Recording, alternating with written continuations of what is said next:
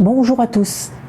Alors aujourd'hui, nous allons voir pourquoi l'entourage d'un ou d'une perverse narcissique ne semble pas voir ce qui se passe avec la victime.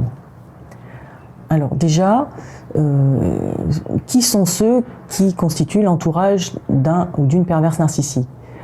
En premier lieu, il y a l'entourage proche, c'est-à-dire les enfants, le conjoint, si ce n'est pas la victime, les frères et sœurs, etc. Donc la famille.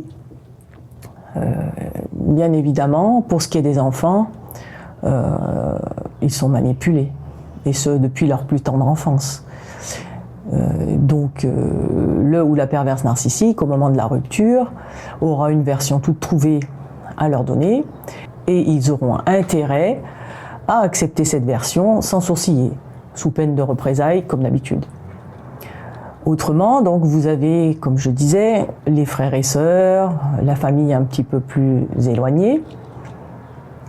Ceux-là seront plus ou moins au courant de ce qui s'est passé. Ensuite, dans l'entourage du ou de la perverse narcissique, il y a les amis.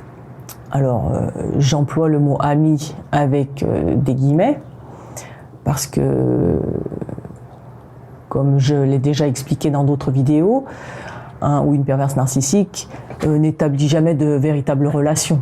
Donc du coup, ne sont amis avec un ou une perverse narcissique des personnes qui sont susceptibles de le servir. Parmi ces amis, il y a plusieurs catégories. Il y a ceux que le ou la perverse narcissique fréquente relativement peu, de manière très superficielle.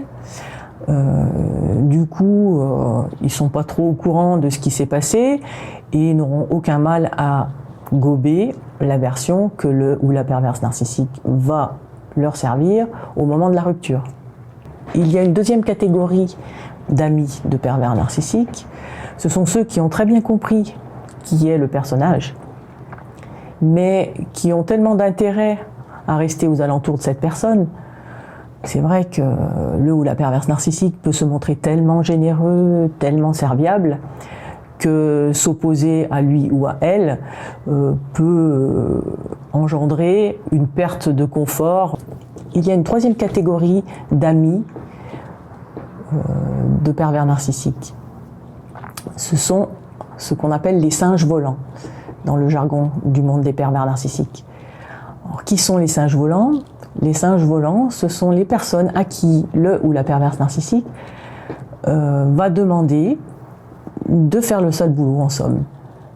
Ce sont eux qui vont harceler la victime, l'intimider, lui envoyer des messages, toujours dégradants évidemment les messages, l'appeler en l'insultant ou bien en l'humiliant. Comme ça, le ou la perverse narcissique a les mains propres. Ce n'est pas lui qui a commis, entre guillemets, l'irréparable. Ce n'est pas lui le méchant. À nouveau, il ou elle est complètement dédouané de tout ce qui se passe. Et puis, en cas d'attaque grave, lorsque la victime voudra se défendre et peut-être porter plainte, le ou la perverse narcissique aura les mains propres et ne sera pas inquiété.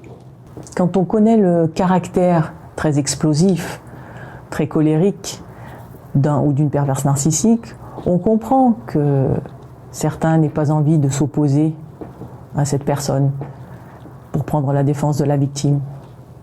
Mieux vaut l'avoir de son côté que contre soi. La victime va d'ailleurs en faire les frais. Quand on comprend tout ça, on réalise alors que la meilleure chose à faire pour s'en sortir, c'est de couper les ponts avec tous ces gens-là. Ne plus avoir aucun contact avec eux. Évidemment, c'est très compliqué au début, parce que la victime se retrouve complètement seule. Mais c'est la seule chose à faire, car tout cet entourage est toxique, tout comme le ou la perverse narcissique. J'espère que cette vidéo vous aura aidé. En attendant, je vous dis à bientôt.